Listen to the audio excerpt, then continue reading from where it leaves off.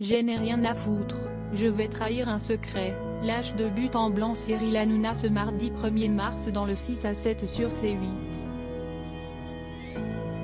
Ce secret, si est-il le fait que Benjamin Castaldi ait des envies de luxe. Son chroniqueur a repéré une montre hors de prix, à 900 000 €, et surtout un bateau à 400 000 €. J'ai mis bien me projeter. J'ai mis bien rêver.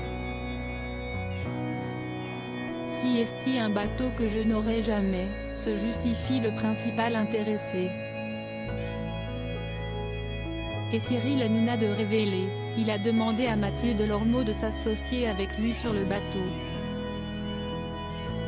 Benjamin Castaldi a en effet proposé à son collègue de respectivement mettre 50 sur le montant de départ. Il y avait tout de même un bémol à cette offre. Il n'y a qu'un truc, tu vas rire, moi je n'aille pas les 50%, a-t-il avoué à Mathieu Delormeau. Visiblement, ce père de famille est coutumier de ce genre de transactions.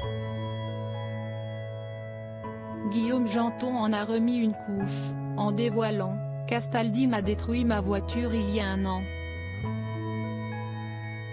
Et le lendemain, il m'a dit, j'ai un super deal pour toi, on achète une Rolls tous les deux, tu la paies et je la conduis. » L'ex-mari de Flavie Flament le reconnaît, puisqu'il a lui-même fait les frais d'arnaque, il reproduit ce schéma. Si est-il ce que j'ai vécu pendant des années donc j'essaie maintenant de renvoyer aux autres, lance-t-il dans un éclat de rire. Ces gros investissements qui ont fait perdre beaucoup d'argent à Benjamin Castaldi. Il faut dire que des propositions très alléchantes lui ont été faites par le passé, sauf que celles-ci cachaient en réalité des arnaques. La plus grosse qu'il ait vécue est l'achat d'un immeuble.